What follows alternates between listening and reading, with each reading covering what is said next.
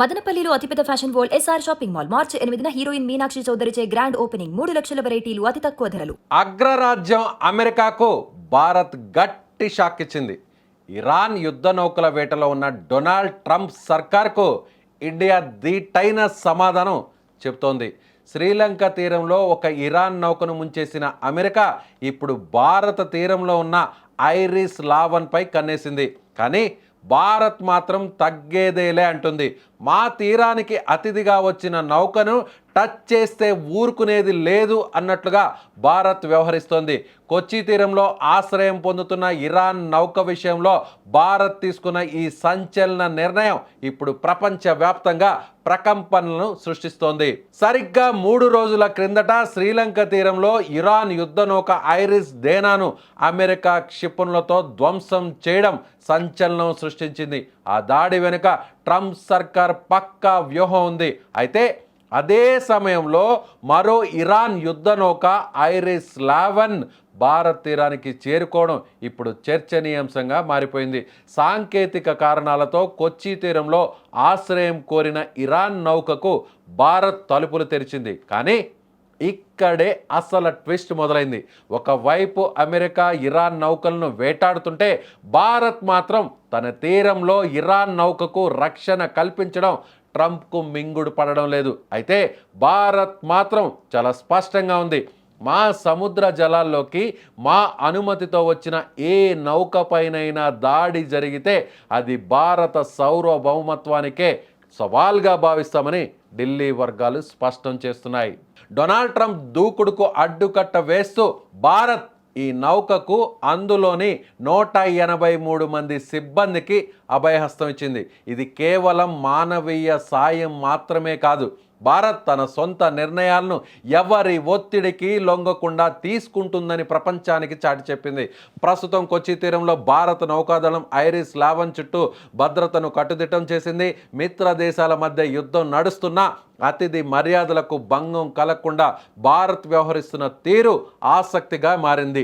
Trump హెచ్చరికలను బేఖాతరు చేస్తూ భారత్ తీసుకున్న ఈ స్టాండ్ ఆసియా రాజకీయాల్లో సరికొత్త మలుపును తిప్పబోతుంది. సముద్రంలో సమరానికి సై అంటున్న ట్రంప్ భారత్ రక్షణ కవచాన్ని దాటి ఇరాన్ నౌకని ఏం చేయగలడు అన్నది ఇప్పుడు $1 మిలియన్ ప్రశ్నగా మారింది. ఎస్, ఐఎన్ఎస్ డేనా ఇరాక్కు సంబంధించినటువంటి నావల్ షిప్ విశాఖపట్నంలో జరిగినటువంటి మిలాన్ 2026 ఫ్లీట్లో పాల్గొని తిరుగు ప్రయాణంలో ఎక్కడా కూడా యుద్ధంలో పార్టిసిపేట్ చేయకుండా విశాఖపట్నం తీరం నుంచి నేరుగా అదేవిధంగా హిందూ మహాసముద్రం జలాలు దాటి అరేబియా సముద్రంలోకి ప్రవేశించాల్సినటువంటి ఐఎన్ఎస్ డేనాను ఒక్కసారిగా భారత జలాలు దాటి శ్రీలంక జలాలులోకి ప్రవేశించగానే అప్పటి వరకు అదును చూసి ఉన్నటువంటి అమెరికా సబ్మెరైన్ నేరుగా సబ్మెరైన్తో ఒక్కసారిగా ఒక క్షిపణి లాంటి టార్పిడోను పంపించి నేరుగా ఈ ఐఎన్ఎస్ డేనాను ఒక్కసారిగా బ్లాస్ట్ చేయడం జరిగింది. దాదాపుగా 100 మంది పైగా చనిపోవడం జరిగింది. 30 మంది, అందులో 180 మంది ప్రయాణిస్తుంటే అందులో మిగిలినటువంటి వారందరినీ కూడా ప్రాణాలతో రక్షించడానికి సమీపంలో ఉన్నటువంటి శ్రీలంక తీరానికి సంబంధించినటువంటి కోస్ట్ గార్డుకు సంబంధించిన సిబ్బంది, ఇతర నావల్ స్టాఫ్ వాళ్ళందరినీ ఇమీడియట్గా రెస్క్యూ చేసి హాస్పిటల్లో ఇప్పుడు ప్రజెంట్ వాళ్ళకి ట్రీట్మెంట్ అందిస్తున్నారు. శ్రీలంక జలాల్లో ఉన్నప్పుడు అమెరికా ఇరాన్ షిప్ను కొట్టడం వేరు.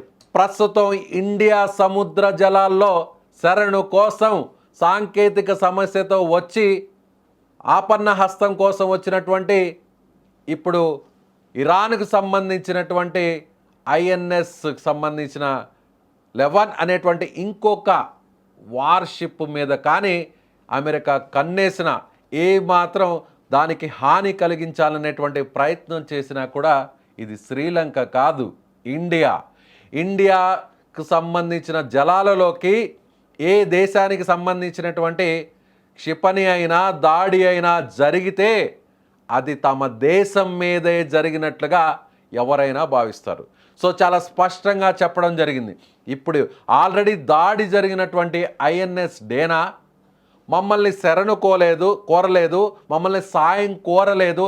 నిజంగా తమను సాయం కోరి ఉంటే మా వంతు సహాయం అందించి దానికి ఆశ్రయం కల్పించేవాళ్ళం, భారత జలాల్లోనే సేఫ్గా ఉంచేవాళ్ళం అనేటువంటి విషయాన్ని కూడా భారతదేశానికి సంబంధించినటువంటి అధికార వర్గాలు కూడా చెప్పకనే చెబుతున్నాయి. జరగాల్సింది జరిగిపోయింది.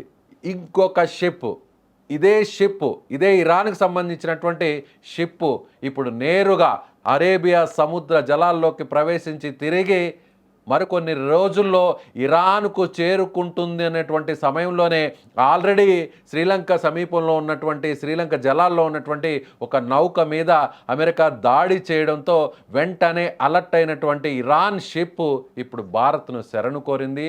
టెక్నికల్గా ప్రాబ్లం వచ్చింది, మా షిప్ ఇమీడియట్గా మీ తీరానికి వస్తాం, మాకు రక్షణ కల్పించండి అని శరణు కోరడంతో ఎస్, ఇరాను ఇజ్రాయిల్ ఈ రెండు దేశాలు మనకి మిత్ర దేశాలు కాబట్టి, యుద్ధానితో తమకు సంబంధం లేదు కాబట్టి తమను శరణు కోరి వచ్చినటువంటి వీరికి ఆశ్రయం కల్పించి ఈ ఇరాన్కి సంబంధించినటువంటి షిప్ చుట్టూ రక్షణ వలయంలా మన naval officers and Coast guards ఇతర సిబ్బంది అంతా కూడా అక్కడ రక్షణ ఇస్తున్నటువంటి పరిస్థితి. శ్రీలంక తీరంలో ఉన్నటువంటి షిప్ మీద దాడి చేయడం కాదు, ఇరాన్ షిప్ మీద దాడి చేయడం కాదు, ఇప్పుడు భారత సముద్ర జలాల్లో సేఫ్గా ఉన్నటువంటి ఈ షిప్ని టచ్ చేస్తే ఇండియా పవర్ ఏంటో చూస్తావు అన్నట్టుగా చెప్పకనే చెప్తోంది ఇండియా పవర్ ఏంటో చెప్పకనే ప్రపంచ దేశాలకు చెప్పింది. ఇప్పటి వరకు ఏ దేశం కూడా ముందుకు వచ్చి ఇరాన్కు ఇలాంటి సహాయం అంటే నేరుగా యుద్ధంలో పాల్గొనడం అని కానీ యుద్ధానికి సంబంధం అని కానీ ఎక్కడా భారత్ చెప్పడం లేదు. తమ తీర ప్రాంతం నుంచి తమ విశాఖపట్నంలో ఉన్నటువంటి ఫ్లీట్లో పాల్గొని తిరుగు ప్రయాణంలో యుద్ధానికి సంబంధం లేకుండా వెళ్తున్నటువంటి ఈ కోస్ట్ గార్డ్కి సంబంధించినటువంటి ఈ నేవల్కి సంబంధించినటువంటి షిప్పు ఆశ్రయం కోరి తమ జలాల్లోకి వచ్చింది కాబట్టి ఏం చేస్తారో చేయండి అన్నట్టు ఇప్పుడు ఒక సవాలు విసిరినట్టుగా మారింది. మరి చూద్దాం అమెరికా దీనిపై ఎలాంటి బదులిస్తుందో వేచి చూద్దాం. మీరేమనుకుంటున్నారు? ఇండియా తీసుకున్నటువంటి ఈ డెసిషన్పై మీ అభిప్రాయాన్ని కామెంట్ రూపంలో తెలియచేయండి.